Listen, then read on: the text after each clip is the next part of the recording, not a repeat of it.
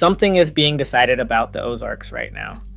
Not in Jefferson City, not in Washington, and not in any public forum where you could show up and say something. It is being decided in county zoning meetings you have never heard of, in land acquisition discussions happening through shell companies with names that tell you nothing, and in the offices of technology firms that have been quietly studying a specific geological feature of the Missouri Ozarks for years. That geological feature is the water, not the rivers, not the lakes, not the streams you float on in summer. The water underneath the Ozark Aquifer, one of the largest freshwater aquifer systems in the continental United States, sits beneath the entire Ozarks Plateau and supplies drinking water to millions of people across Missouri, Arkansas, Kansas, and Oklahoma. The water that the Ozarks has always had in such apparent abundance that nobody worried about it. Somebody is worrying about it now. And the people doing the worrying are not the ones who live there. Subscribe right now. Hit the button and the bell. Start with the Aquifer. Because without understanding it, nothing else in this story makes sense.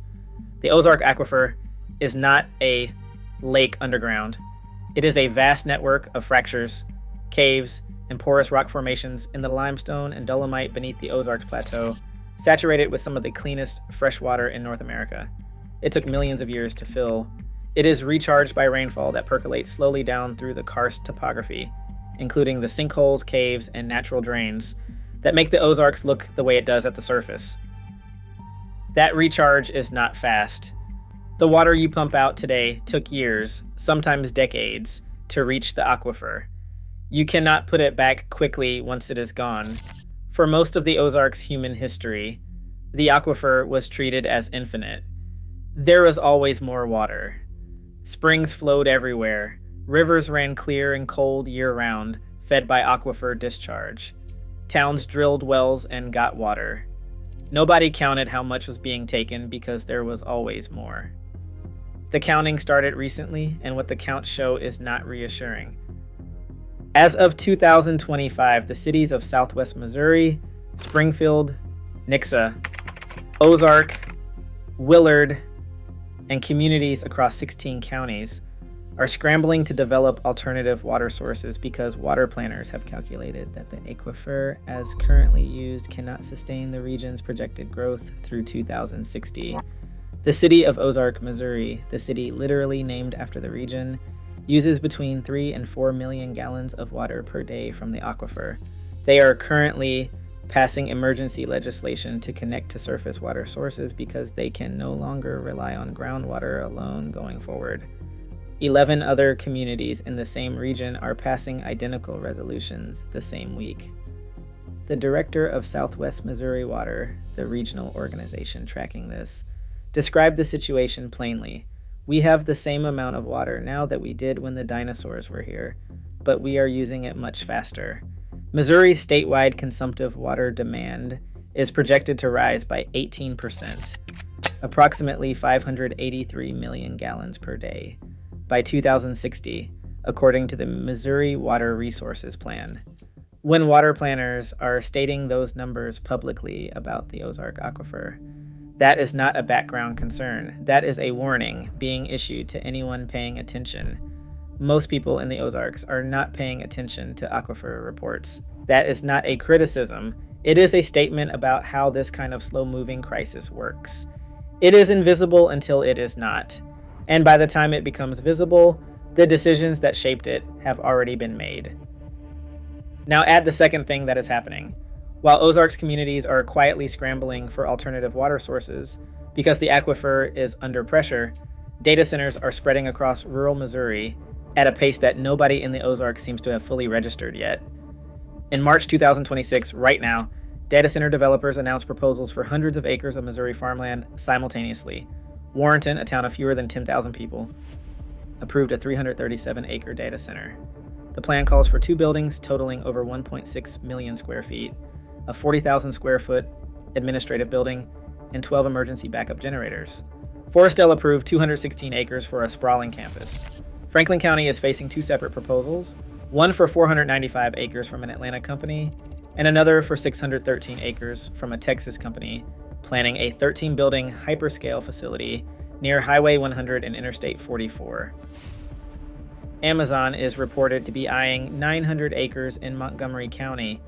Google has broken ground on a second Kansas City data center campus after the Port of Kansas City authorized up to $10 billion in tax breaks for the project. A 75% abatement on real property taxes for 25 years. Industry publications are now describing rural Missouri as a new battleground for data center development. The specific reasons cited are cheap land, available power, and no organized opposition. All three of those descriptions apply to the Ozarks. Data centers move toward cheap land and available power, and the Ozarks has both. Hit the like button, it tells the algorithm this story matters. What data centers also require in quantities that are difficult to comprehend at a human scale is water. A single Meta data center in Kansas City, one facility, uses up to 9.5 million gallons of water per day for cooling. The average Kansas City household uses under 100 gallons per day. One data center uses as much water as 95,000 households every single day. Tech companies describe their water systems as efficient. That is relative to an industry that consumes water at a volume most communities cannot fully process when they hear the number. When you approve a data center in a location, you are also making a decision about that location's water. You are deciding which aquifer, which river system, which community's long-term drinking water supply gets drawn down to keep the servers at operating temperature. That decision is made in a county zoning meeting, often without any public understanding of the water implications, and often without the people who will live with the consequences having any meaningful input into the outcome. If data centers reach the Ozarks, they will draw from the Ozark Aquifer. Communities across 16 southwest Missouri counties have already determined the aquifer cannot sustain existing demand through 2060 without additional sources. Now add the third thing. The states surrounding Missouri are running out of water. The Ozalala Aquifer, the massive underground water system that supplies irrigation water to Kansas, Nebraska, Colorado, Oklahoma, Texas, and portions of 5 other states, is running dry. This is not a future projection. It is a current documented reality. Decades of agricultural irrigation have drawn the Ogallala down faster than precipitation can recharge it. In portions of Kansas and Texas, the usable water is effectively already gone. In others, projections show complete depletion within decades at current usage rates. Agriculture across the Great Plains, the food production base for much of the United States, is facing a water supply crisis that has no clean solution. Those states are looking at Missouri. In 2025, Missouri passed a new law specifically limiting water exports from the state. The law was not passed in response to a hypothetical threat. It was passed in response to a documented proposal to pipe Missouri River water westward to help refill the Ogallala in western Kansas. Water planners in the surrounding states were looking across the border at what Missouri has and beginning to calculate how to access it. The permit process the law created does not completely close the door to water export. It creates a mechanism, and mechanisms can be used by well-funded interests with enough patience and political leverage. The Ozark Aquifer sits beneath Missouri, Arkansas, and portions of Kansas and Oklahoma. The states whose own aquifers are failing sit adjacent to the state that sits on top of one of the largest freshwater systems in North America. That geography is not a coincidence in how these interests are calculating their options. It is the central fact that makes the Ozarks relevant to people and entities far beyond the region. None of these three things, the aquifer depletion, the data center expansion, the neighboring state's water crisis, are secret. They are documented in government reports, in local news coverage, in county zoning records, in state legislative debates. They are simply not being connected. Nobody has put them together in a single frame and described what they add up to. What they add up to is this. The Ozarks is sitting on something that the rest of the country urgently needs, And the decisions about what happens to that thing are being made right now, in real time, by people and entities whose primary interest is not the Ozarks. The data center companies rezoning Missouri farmland are based in Atlanta and Texas. The investment funds acquiring Ozarks land are registered in states chosen for disclosure minimums. The water planners in Kansas studying the Ogallala crisis are not consulting with the people who live above the Ozark Aquifer about what happens next. The communities in the Ozarks that have always had water, that have never in their history had to think carefully about it because it was always simply there, are not at the table where these decisions are happening.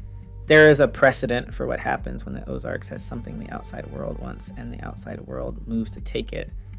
By 1920, between 70 and 90% of Appalachian mineral rights, the coal, the timber, the rock, had been acquired by outside corporate interests who paid pennies per acre to families who had no way to know what those rights were worth. The wealth that came out of those mountains built fortunes that left the region entirely. The people who lived above the coal are still living with the consequences a century later. The mechanism now is different. It is not mineral rights, it is land purchases through investment entities. It is data center zoning approvals and county meetings attended by no one who understands the water implications. It is water export proposals dressed up as regional cooperation. It is the same pattern. Outside interests identifying something the Ozarks has and moving to access it. Applied to a resource that the 21st century treats the way the 19th century treated coal. Water is the new coal, and the Ozarks is sitting on top of it.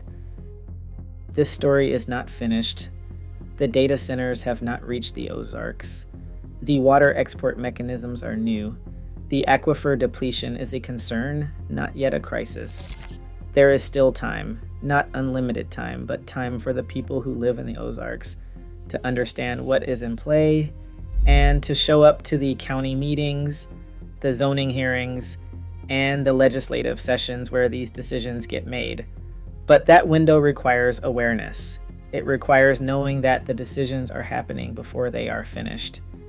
And right now, most people who live in the Ozarks do not know that these three stories are connected, that they are unfolding simultaneously, or that the pattern they form has a historical precedent that the Ozarks has already lived through once. That is why this should be front page news. Not because the outcome is determined, because it is not, and that difference matters only if enough people know what is happening while there is still something to do about it. Subscribe if you haven't. Hit the bell. Drop a comment. Are you in the Ozarks? Because the people who live there need to be the ones who decide what happens to it, not the county commission, not the investment fund, not the data center company based in Texas, the people who live there. Thank you for watching. The truth does not shout. It waits for you to look closer.